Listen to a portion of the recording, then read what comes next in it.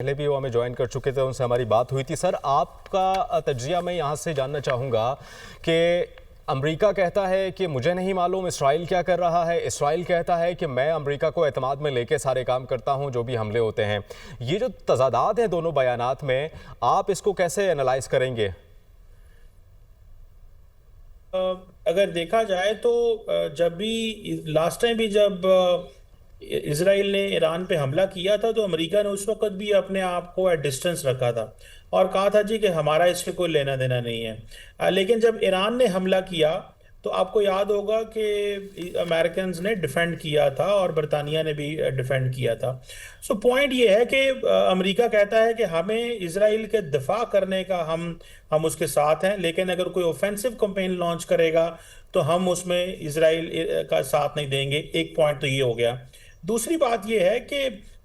जब America continuously financial support दे रहा होता है इसराइल को,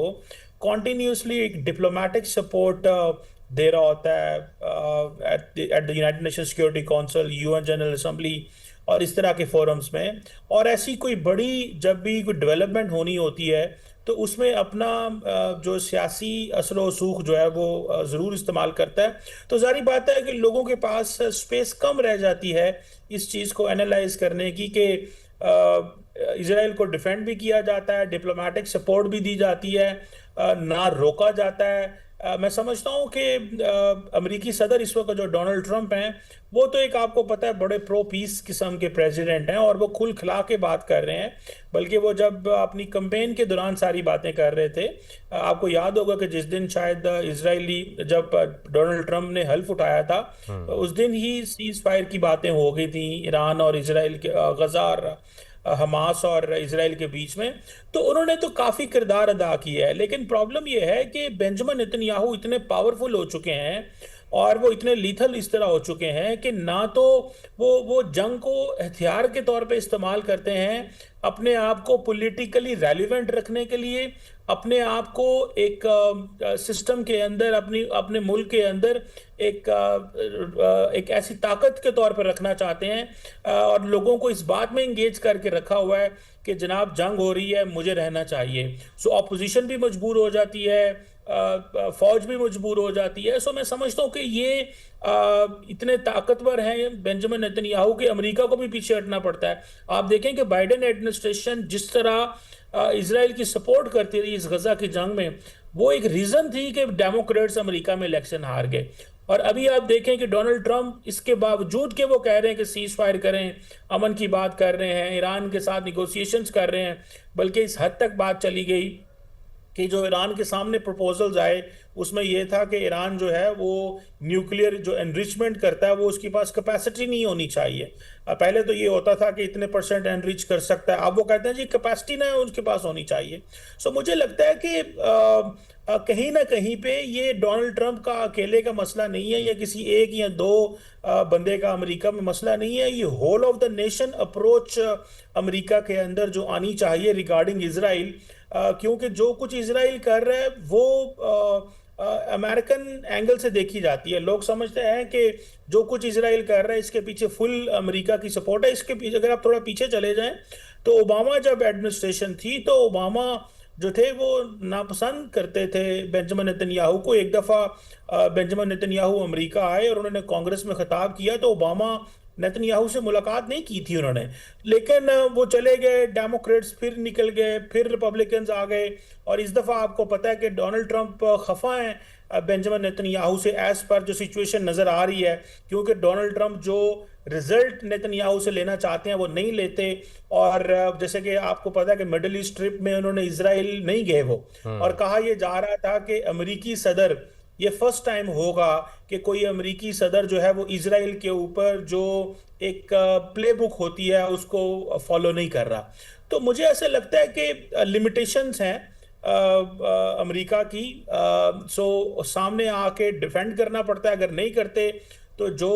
अमेरिका के अंदर जो लोग हैं वो भले कांग्रेस में हों, मीडिया में हों, बिजनेस कम्युनिटी में हों جو پورا سسٹم کو چلا رہے ہیں، جسے لارجلی کئی دفعہ اسرائیلی لابی کے نام پہ جانا جاتا ہے، وہ بہت سارے وہ طاقت رکھتے ہیں امریکی سسٹم کو مینیپولیٹ کرنے کی. اور اب تو ویسٹرن میڈیا اور امریکی میڈیا کھل کے لکھ رہا ہے کہ امریکہ کو کنٹرول نہیں کرتا، یہ اسرائیل ہے جو امریکہ کو کنٹرول کرتا ہے، اور بنجامن نتنیاہو ہے جو امریکہ کو کنٹرول کرتا ہے، خاص طور پہ یہ مڈل ایسٹ، حماس اور اس حوالے تک اگر بات کی جائے تو مجھے لگتا ہے کہ شاید امریکہ کو ایک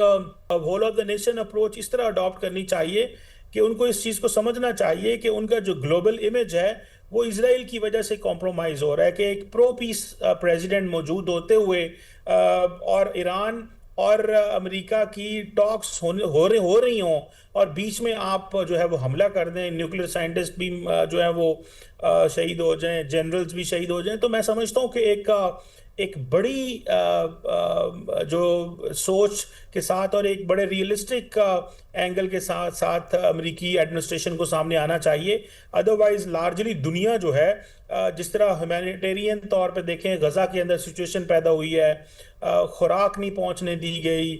پورے کے پورے ریجن کا جو امن ہے وہ خطرے میں ہے، پھر دوسرے ملکوں پہ حملہ کرنا، پھر باقی جو ملک راستے میں آتے ہیں ان کے لیے مشکلیں پیدا کرنا. سو میں سمجھتا ہوں کہیں نہ کہیں پہ امریکہ کو فل سٹاپ لگانا چاہیے، because at the end of the day UN charter ہے، انٹرنیشنل لا ہے، انٹرنیشنل ہیومینیٹیرین لا ہے، جو رولز بیسڈ انٹرنیشنل آرڈر ہے، وہ سارے کا سارا ڈینجر میں ہے. اور لوگ سمجھتے ہیں کہ انسانی حقوق کی کیا خلاف ورزیوں کی باتیں ہیں، کیونکہ پہلے امریکہ پوری دنیا کو لیکچر دیتا تھا ڈیموکریسی، ہیومن رائٹس کے اوپر. تو اب اگر وہ ہیومن رائٹس کی بات دنیا میں کہیں کرے گا تو وہ کہیں گے جی آپ وہاں پہ جو ایک جینوسائیڈ ہو رہا ہے، جس طرح غزہ کے اندر خوراک نہیں پہنچنے دی جا رہی، ان کے اوپر بمبارڈمنٹ کی جا رہی ہے، 70-80% غزہ جو ہے وہ ڈسٹروائے کر دیا انہوں نے، 2-3 لاکھ لوگ کہا جا رہا ہے. اچھا ڈاکٹر صاحب، یہ اسرائیل کا بیان آپ نے دیکھا ہوگا کہ جس میں بنجامن نتنیاہو یہ فرما رہے ہیں کہ جو 10 روز میں حزب اللہ کے ساتھ جو ہم نے کیا وہ ہم نے 10 منٹ میں ایران کے ساتھ کر دیا، اور اب صرف جو سانپ ہے اس کا سر رہ گیا ہے، اس کو صرف کچلنا ہے، اور جتنے دن بھی درکار ہوں گے ہم اس جنگ میں جو ہے وہ لگے رہیں گے جب تک کہ ہم کامیاب نہیں ہو جاتے. ایک طرف تو یہ بیان ہے، اور دوسری طرف جو ہے امریکہ کی جانب سے کچھ سے پہلے آپ نے سنا ہوگا کہ وہ غزہ پہ قبضہ کرنے کی کوششیں بھی کر رہے تھے. امریکہ کی جانب سے ڈونلڈ ٹرمپ کی جانب سے بھی یہ بیان آیا تھا کہ اثر نو جو ہے اس کی تعمیر کریں گے. تو یہ ساری صورتحال آپ نہیں سمجھتے کہ آتش جو ہے اپنے عروج پر پہنچ سکتا ہے اور جنگ کے مزید خطرات جو ہیں وہ بادل جو ہیں وہ منڈلا سکتے ہیں، خاص کر کے اس خطے میں؟ دیکھیں، مجھے ایسا لگتا ہے کہ یہ جو بیان اسرائیل نے دیا ہے کہ ابھی جتنے بھی دن ہمیں لگے، میرا خیال ہے کہ یہ بیان دینے کا مقصد ایران کو روکنا ہے کہ وہ کوئی ایسا جواب نہ دے کہ ہمیں دوبارہ اٹیک کرنا پڑے. اگر فار ایگزامپل ایران ایک ڈسپرپورشنیٹ جواب دیتا ہے، طاقت کا مظاہرہ کرتا ہے، تو وہ ظاہری بات ہے ان کو رسپونڈ کرنا پڑے گا. پھر تو ہو سکتا ہے وہ اس چیز پہ کمنٹ کر رہے ہوں کہ اگر ہم اس کو بہت جنگ کو لمبا کر سکتے ہیں، سو وہ تو ظاہری بات ہے جنگ کو لمبا کرنے کو تو وہ کر ہی سکتے ہیں. ان کے پاس دیکھیں state of the art weapons موجود ہیں، F-35، F-15، F-16 missile capability ہے، جو ڈیفنس سسٹم موجود ہیں، surface to air defence system موجود ہے. تو ان کے پاس تو پوری کیپیبلٹی موجود ہے، اور پھر پراپرلی برطانیہ، امریکہ کی جو فورسز ہیں وہ جو میڈیٹرینین سی کے اندر وہ ڈیفینڈ کرنے آ جاتے ہیں.